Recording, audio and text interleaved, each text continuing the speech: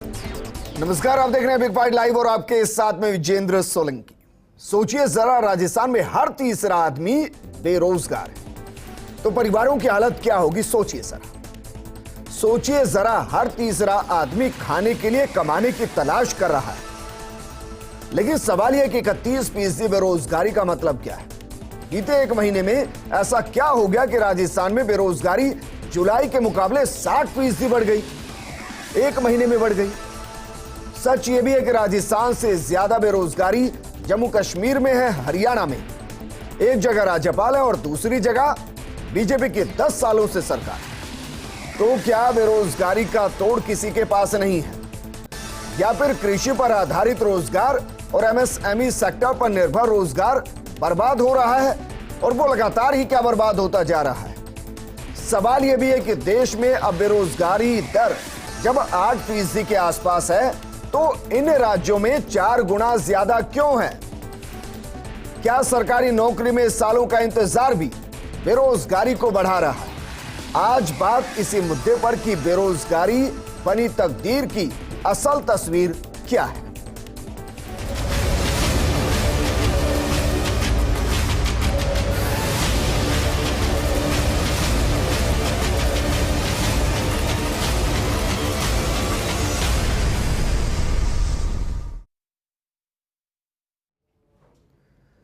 बेरोजगारी एक ऐसी महामारी है जिसकी ना तो बूस्टर डोज सरकारों के पास और ना ही रोजगार की वैक्सीन दिखाई दे रही है। और ये वो तकदीर लिख रही है जिससे पूरे परिवार की तस्वीर धुंधली हो रही है। क्या कोई वाकई में है जो रोजगार दे पाए। एक नारा सालों पहले, दशक पहले चला था, हर हाथ रोजगार, और हम कह रहे हैं हर तीसरा आदमी बेरोजगार। समाधान क्या है, इस पर बात करने के लिए हमारे साथ मौजूद है बीजेपी प्रवक्ता आरपी विजय जी, कांग्रेस प्रवक्ता स्वर्णिम चतुर्वेदी जी, एराचिका के अध्यक्ष बनेचंद जैन जी और बेरोजगार संघ के प्रदेशाध्यक्ष उपेंद्र यादव। स्वर्णिम, शुरुआत आपके साथ। क्या युवाओं का कोई स्वर्णिम दौर आएगा जिसमें यह कहा जा सके कि देखिए हर हाथ रोजगार और कोई बेरोजगार नहीं। देखिए विजेंद्र जी, आपकी ये डिबेट जो है शायद आप राजस्थान केंद्रित कर रहे हैं, लेकिन अगर वास्तविक तथ्य आप देखेंगे, जो तथ्य हैं यहाँ पे आर्थिक जो हालात हमारे देश के हैं, उसमें स्थिति है, जब आप युवाओं की बात करते हैं तो 20 से 24 साल के युवा, 42% युवा देश में बेरोजगार हैं, जो आर्थिक हमारी जो नीतियाँ हैं उनकी कमियों के कारण, उनकी गलती के कारण। और आज जब 42%, जब 20 से 24 साल के युवा बेरोजगार हैं, उसका अर्थ ये होता है कि उन्होंने कभी आज तक रोजगार पाया नहीं है जी, उनको मिला ही नहीं अभी तक रोजगार, तो रोजगार की तलाश में है 42% युवा। अच्छा, जरा बताइए सर, देश के अंदर बेरोजगारी दर क्या है, बताइए सर। देखिए देश में बेरोजगारी दर आप बता रहे 9.5% जो आज है। चलिए आपकी मान लेता हूं, वैसे तो 8.28 शहरी रोजगार 9.5 भी मान लेता हूं। चलिए बताइए, तो इसमें 42% कहां से आ गए। जब देश के अंदर ही बेरोजगारी दर 8.28% है तो 42% कहां से आए सर। देखिए जिस एजेंसी ने देश की बेरोजगारी दर बढ़ाई है, जिससे बढ़ रहे हैं, वो उसमें ही आज जो 20 से 24 साल के युवा हैं, मैं उनका आपको आंकड़ा दे रहा हूं, वो 42% आज बेरोजगार हैं, जिनको नौकरी या रोजगार शुरू करना है पहली बार, जो पहली बार पायदान पे पैर रखे चढ़ेंगे अपने रोजगार के लिए। तो ये स्थिति है हमारे यहाँ पे, क्योंकि हमारे यहाँ पे आज पिछले 8 वर्ष में जितना फॉरेन इन्वेस्टमेंट आया था उसमें से लगभग 40% वापस जा चुका है। सर मुझे तो राजस्थान बताइए, ऐसा क्या किया बीते एक महीने में कि 60% बेरोजगारी बढ़ गई। देखिए ये ऐसा नहीं होता कि किसी के रोजगार चले गए, ये फ्लोटिंग जो रेट होती है, इसमें ये होता है कि जब हमारे चूंकि कृषि आधारित रोजगार होता है और जब कृषि का कार्य नहीं चल रहा होता है किसी भी कारण से, चाहे मौसम के कारण से या अन्य किसी कारण से, या फसल पक चुकी है, उस फसल दूसरी फसल में समय है, तब यहाँ पे ये बढ़ते हैं। जी हाँ, मैं अभी की बात कर रहा हूँ। कृषि के लिए सबसे बेहतरीन वक्त होता है, देखिए मानसून होता है वो सर। देखिए मानसून जब होता है, मानसून की बजाय इस वक्त जो अतिवृष्टि हुई है, अतिवृष्टि के कारण खेती चौपट हुई है, नष्ट हुई है, जो फसल खड़ी थी वो नष्ट हो गई है, नई फसल करना भी इस वक्त आज के महीने में संभव नहीं था, इसलिए रोजगार पाने के लिए लोग बाहर निकले। तो जो कृषि आधारित हमारा रोजगार है, इस कारण से हमारी दर एकदम से 13% बढ़ी। और ये हो सकता है अगले महीने बिल्कुल कम हो जाए। तो ये कोई परमानेंट नहीं है। परमानेंट जो हमारी दर चल रही है वो ये है कि पिछले तो हुई नहीं है। पिछले साल जब आंकड़ा आया था हम दूसरे पायदान पर बैठे हुए थे हरियाणा के बाद, आज हम तीसरे पायदान पर हैं, लेकिन बीते साल के मुकाबले हमारी बेरोजगारी दर बढ़ गई है। देखिए तो किया क्या फिर एक साल में? देखिए एक माह में अभी जो आई है रिपोर्ट 19 से आप कह रहे हैं 13% बढ़ी है, लेकिन 19 से 13% बढ़ी है तो अगले महीने ये कम भी हो जाएगी जब कृषि कार्य चालू हो जाएंगे। बात वो नहीं है, बात यह है कि जब देश की अर्थव्यवस्था अगर चौपट है तो देश का उसका रिफ्लेक्शन राजस्थान में भी आएगा।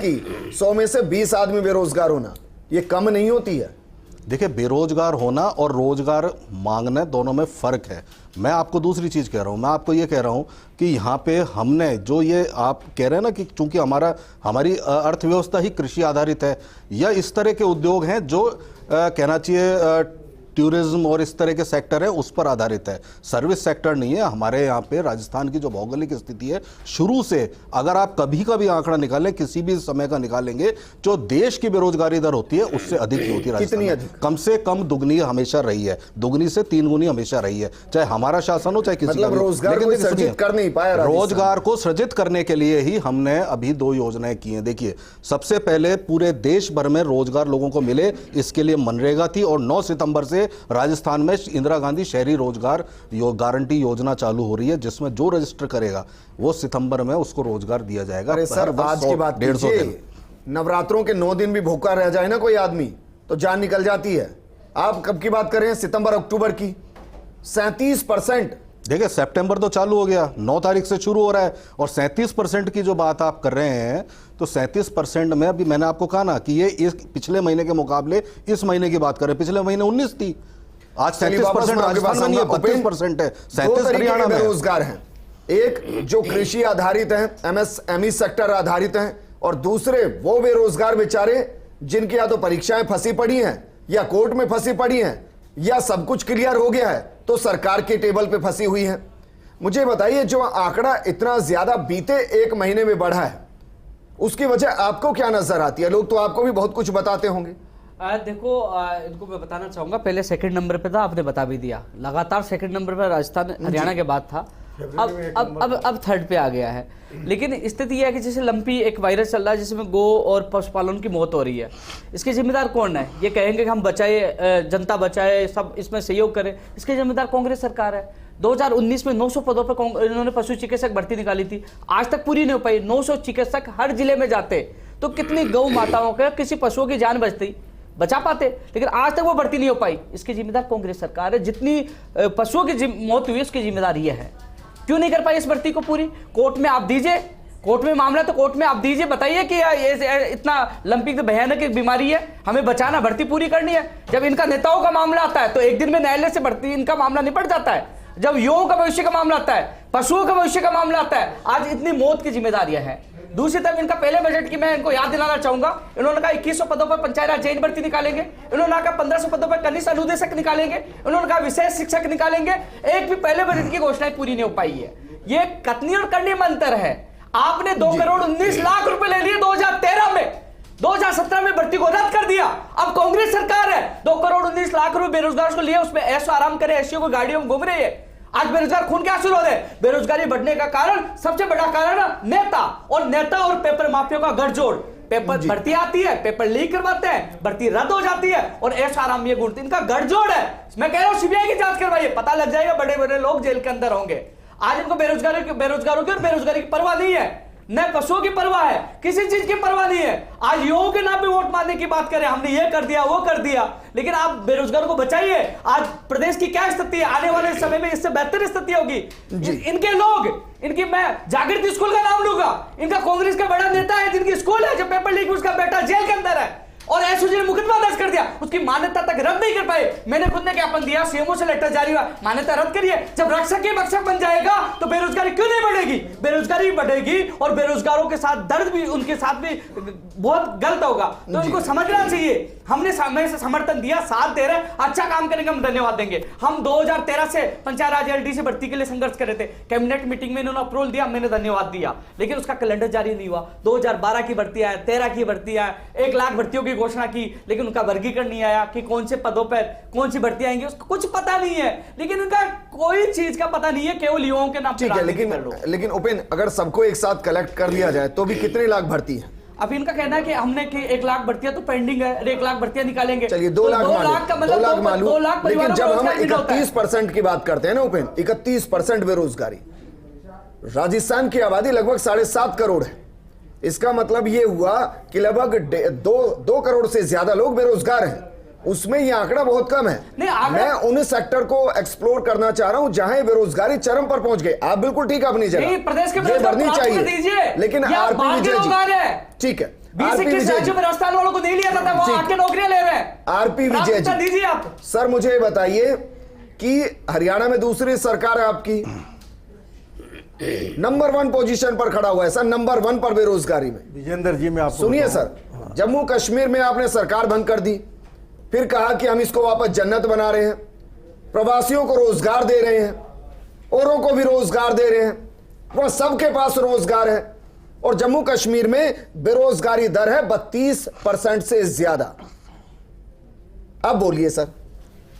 मेरा तो ये है साहब, अपन बात कर रहे हैं अभी राजस्थान की, ठीक है। सर, मैं दो स्टेट जो आपने नाम लिए, नहीं हरियाणा, आज देश के उन राज्यों की बात कर रहा हूं, जनता को पता होना चाहिए ना सर। आप सुनो, मैं आपको जी, जिन 2 स्टेट की आप बात कर रहे हो उसमें से एक हरियाणा है और एक है जम्मू एंड कश्मीर जी। ये दोनों बहुत छोटे स्टेट है in comparison to Rajasthan.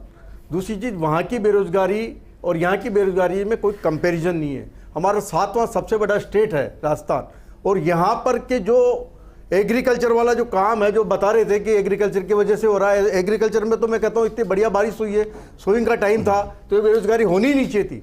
But फिर भी क्योंकि आज की तारीख में प्रशासन नाम की कोई चीज़ नहीं है, अशोक गहलोत साहब बिल्कुल जिम्मेदार है, वो खुद असहाय हो गए। वो तो खुद जोधपुर में जाके कहते हैं कि ये गठजोड़ है कॉन्ट्रैक्टर्स का और इंजीनियर्स का। तो जब सरकार के मुखिया ये बात कहते हैं तो ये कहानी कहाँ चलेगी? अरे सर, टूटी सड़कों का जिक्र बना लेंगे उनके। मैं जेब में पैसा नहीं आ रहा है। रोजगार ऐसे तो बढ़ेगा। मुझे ये बताइए, अरे सर बताइए ना, रोजगार कैसे बढ़ेगा? हरियाणा में क्यों नहीं बढ़ाया? इंफ्रास्ट्रक्चर जम्मू कश्मीर में क्यों नहीं बढ़ रहा है? मैं बात कर रहा हूँ, अभी राजस्थान की बात करनी है सर। मैं देश की बात कर रहा हूँ, आपने अगर मेरा इंट्रो भी सुना होगा, मैंने उसमें भी जिक्र किया है। आप देखोगे 8.2% बेरोजगारी है इन कंपेरिजन टू दैट। यहाँ 32% बेरोजगारी है। हरियाणा में कितनी? हरियाणा में 37% है, नो डाउट। जम्मू कश्मीर में कितनी? जम्मू कश्मीर में 32% है। तो फेलियर बताइए ना सर, हम राजस्थान में सुधार लेंगे। वो छोटा, हाँ मैं ये कह रहा हूँ कि वहां पर भी कमजोरी है, इसमें कोई दो राय नहीं है। बट आज हम बात कर रहे हैं, हम राजस्थान के निवासी वही बात करेंगे। मैं तो समझना चाह रहा हूं कि जहां सरकार भी एक तरफ बीजेपी की, एक जगह कांग्रेस की सरकार और एक जगह राज्यपाल बैठे हैं। मैं तो आज देश को यह बता रहा हूं, जनता को यह बता रहा हूं, 3 अलग अलग स्ट्रक्चर हैं। एक राज्यपाल है जो कुछ भी कर सकते हैं, एक बीजेपी है जो कह रही है मैं कुछ भी कर दूंगी, एक कांग्रेस है जो कह रही है बीजेपी करने नहीं दे रही वरना मैं सब कुछ कर दूं, और आम आदमी के पास रोजगार नहीं है। देखो राजस्थान के अंदर आपको पता है 80 लाख तो स्नातक बेरोजगार हैं। क्या पोजीशन है? सॉरी 25 लाख तो आदमी स्नातक बेरोजगार हैं और 80 लाख नॉर्मल आदमी बेरोजगार हैं। तो आप उससे आप भयावह स्थिति आप देखो। आप तो 1 करोड़ की बात कर रहे थे, 2 करोड़ की बात कर रहे थे, तो 1 करोड़ बताया मैंने फिगर। इसके अलावा इनफॉर्मल सेक्टर में कितने बेरोजगार हैं? ये तो आपके फॉर्मल सेक्टर से, आप एग्रीकल्चर से ले रहे हो, एमएसएमई से ले रहे हो। मैं हरियाणा से आता हूं सर। हरियाणा में पता है आपके बीजेपी के नेता क्या कहते हैं? हरित प्रदेश है हमारा, और वो मेरा भी प्रदेश है। 37% बेरोजगारी है वहां। बेरोजगारी की समस्या पूरे देश में है। केंद्र सरकार में भी नहीं, केंद्र सरकार में कई भर्तियां अभी लंबित है। रेलवे की है, केंद्र सरकार में भी आपने कहा कि हम जो आर्मी की जो है भर्तियों को रद्द कर दिया, अग्निवीर लाएंगे, तो वहां भी गलत है। देखो बेरोजगारी राजस्थान के अंदर मैं आपको बताऊं, राजस्थान के अंदर तो केंद्र सरकार को रोजगार दे रहा, आपने वादा किया था 2 करोड़। इन्होंने रोजगार क्या दिया था? नहीं, आपने वादा नहीं माना। इन्होंने रोजगार क्या दिया? युवाओं को रोजगार चाहिए। पार्टी कोई सी भी हो, जब युवा का विकास होगा तो प्रदेश और देश का विकास होगा। आपको वादा नहीं माना चाहिए। भर्तियां हुई हैं, इन्होंने तो एक भर्ती भी नहीं चालू नहीं करी। इन्होंने सिर्फ घोषणाएं करी है, एक भी घोषणा इनकी पूरी सर चीजों को समझिए। जिम्मेदार कह रहा हूं, रोजगार सबको मिलना चाहिए, लेकिन ये जो 2 लाख की हम बात कर रहे हैं ना, उसकी वजह से 37-38% का आंकड़ा नहीं आता है।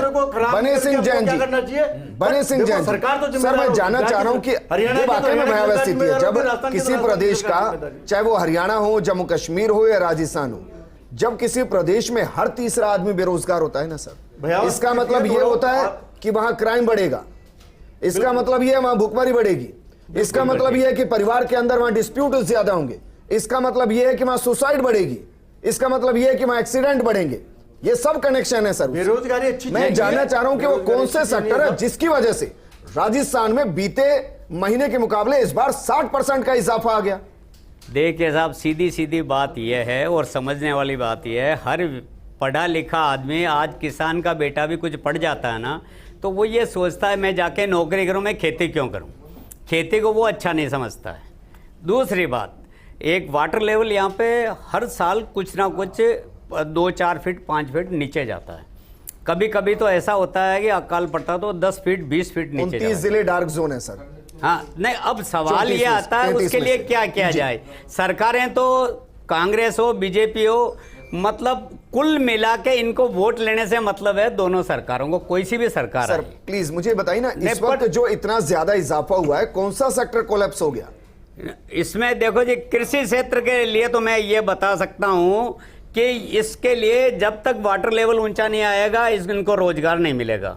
और वाटर लेवल ऊंचा होने के लिए माननीय अटल जी ने एक बार, प्लीज सुनिए ना, पिछले 1 महीने में तो वाटर लेवल ऊपर ही आया होगा सर, मानसून ही हुआ है बरस के। नहीं साहब, तो मेरे बेरोजगारी कम होनी चाहिए तो बढ़ कैसे गई? नहीं, मेरे खुद के खेत है, अभी भी हम माहपुरा में मेरा 8 बीघा का खेत है, उसमें वाटर लेवल अभी भी नीचे है। 4-5 पाइप चलते हैं, वो भी घंटे 2 घंटे चलते हैं। आप ये कह रहे हैं पिछले 1 महीने में सारी बेरोजगारी कृषि से आ गई?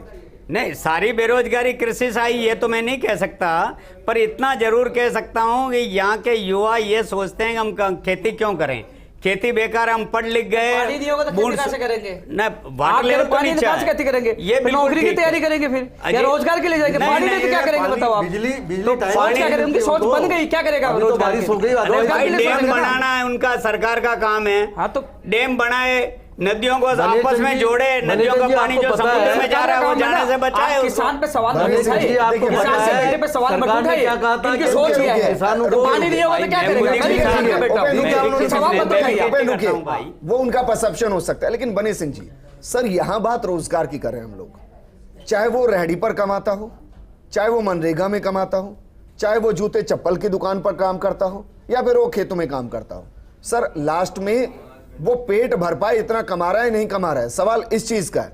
तो जब 31% से ज्यादा किसी स्टेट में बेरोजगारी हो, तो मैं तो ये बेसिकली जानना चाह रहा हूं कि वो कौन सा सेक्टर है जहां से ये बेरोजगारी दर बढ़ी है। क्या एमएसएमई सेक्टर कोलैप्स हो गया है? क्या कृषि सेक्टर कोलैप्स हो गया है? या कोई और सेक्टर है जिसकी वजह से अचानक इजाफा आया? नहीं, इसके लिए तो यही बता सकते हैं, हमने जो मोटा मोटे जो सोच है उसमें तो ये है कि हमारे पास वाटर लेवल नीचे है, इसलिए किसान के बेटा बेरोजगार हो गया।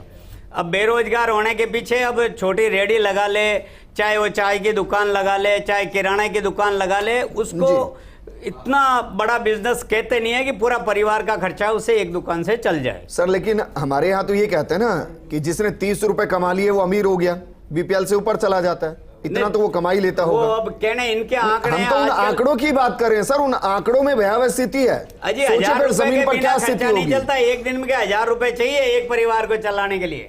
1000 रुपए भी यदि नहीं है ना तो भूखे मरेगा सर्दियां। 30 रुपए में आता क्या? ठीक है, आरपी विजय जी आप कुछ एड ऑन करना चाहते थे। सर मुझे बताइए ना कहां से अचानक से बढ़ोतरी हुई है हमारे एमएसएमई सेक्टर के अंदर? क्योंकि बेसिकली क्या है कि आपने कितना इन्वेस्टमेंट लेके आए। हमारी राजस्थान सरकार आने के बाद में आज इनका 4था साल चल रहा है, 5वां साल कंप्लीट होने वाला है। अभी तक इन्होंने कितने रोजगार प्रदान किए? क्या एमएसएमई सेक्टर में कोई नई इंडस्ट्री आई है और कोई इंडस्ट्री इन्होंने लार्ज इंडस्ट्री लेके आए? इनका मतलब इन्होंने सरकार को बिल्कुल भी ध्यान नहीं है कि हम रोजगार भी जनरेट कर सकते हैं। फिर आप वहीं चले गए। मैं कह रहा हूं बीते 1 महीने में ऐसा क्या हो गया पूरे देश के अंदर नहीं है सर कि कई राज्यों के अंदर कई गुना तक बेरोजगारी हो गई। विजेंद्र जी बीते 1 महीने में बताइए सर। अरे मैं बता रहा हूं आपको सर, आज इंफ्रास्ट्रक्चर नहीं है, आपके पास बिजली प्रॉपर नहीं है, आपके पास रोड पूरा नहीं है, ये सब 1 महीने में हो गया सर, एरिया कमाल नहीं कर रहे है हैं सर। तो ये नहीं तो रोजगार महीने में हो गया होंगे।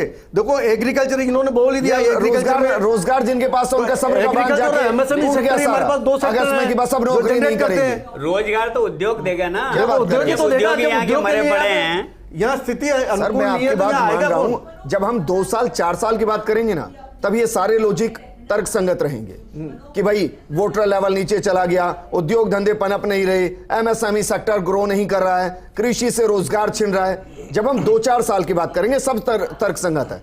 मैं बात कर रहा हूं एक महीने में ऐसा क्या हो गया कि इतना इजाफा हो अरे गया? सुनो आप, भ्रष्टाचार कितना लिप्त है, भ्रष्टाचार सर, में फिर वही- सरकार नहीं, कितनी नहीं, लिप्त, सुनो नहीं, आप, ये सब चीजें अरे सर, ऐसा नहीं है। स्वर्णिम चतुर्वेदी जी, बता दूं, नहीं स्वर्णिम चतुर्वेदी जी, सर पहले तो राजस्थान की जनता को एश्योर कीजिए कि जो 31% बेरोजगार हैं उनको रोजगार बाय किसी भी तरीके से पहले तो रोजगार मुहैया कराने के लिए कोई योजना आएगी, कोई कम से कम कोई नेता कह ही दे कि किसी के पास रोजगार नहीं है तो फला जगह जाकर काम कर लीजिए। देखिए, आपको किसी नेता के कहने की जरूरत नहीं, हमारी तो सरकार कह चुकी है। जैसे मनरेगा में हम काम दे रहे हैं, केंद्र सरकार तो 100 दिन काम देती है। मनरेगा में 40% रोजगार कम हुआ सर। अब आप मेरी सुन लें, तो मनरेगा तो देश की योजना है ना। आप मैं कह रहा हूं कि राजस्थान के अंदर 40% अब आप सुन लीजिए, अब आप सुन लीजिए, जब आप सुनना ही चाहते हैं ना, एक ही मिनट है सर, कोई भी सुना लीजिए। छोटी सी बात है विजेंद्र जी, कि क्यों बढ़ गई है। सुनिए, मैं अब आप सुनिए। देखिए, मैंने आपको कहा कि अभी कृषि कार्य नहीं हो रहा है, इस कारण से कृषि से बाहर आकर के दूसरे सेक्टर में काम मांग रहे हैं लोग, पहली चीज। दूसरी चीज, एमएसएमई सेक्टर जो है हमारा, जो small and medium scale industry है, उसमें क्योंकि वो काम करते हैं जो कहना चाहिए कि बड़े उद्योग धंधे जो हैं उनके काम आने वाली चीजें वो मैन्युफैक्चर करते हैं। चूंकि बड़े उद्योग धंधे विदेशी मुद्रा जो हमारे इन्वेस्टमेंट था जो वापस गया, उसके कारण उनका प्रोडक्शन कम हुआ है। सुनिए, जबरदस्त पैसा भी आप आंकड़े देख लीजिए, जितना पूरा वापस लौटा है पिछले 3 साल में उतना कभी देश में नहीं लौटा के लिए। सुनिए, स्मॉल स्केल इंडस्ट्री जो उपेन, शुक्रिया गणेश जैन जी, शुक्रिया आपका चर्चा में शामिल होने के लिए। समझ में आ गया होगा कि बेरोजगारी क्यों बढ़ रही है, क्योंकि बीजेपी कह रही है कांग्रेस बढ़ा रही है और कांग्रेस कह रही है बीजेपी बढ़ा रही है। कमाल की बात यह कि जहां राज्यपाल सरकार चला रहे हैं बेरोजगारी वहां भी बढ़ी हुई है। सोचिए, आम आदमी के पास अगर रोजगार नहीं होगा तो उसकी तकदीर कैसी होगी। जिनके घर में नहीं है ना, आप उनके घर जाकर देखिए, आपको एहसास होगा। नमस्कार।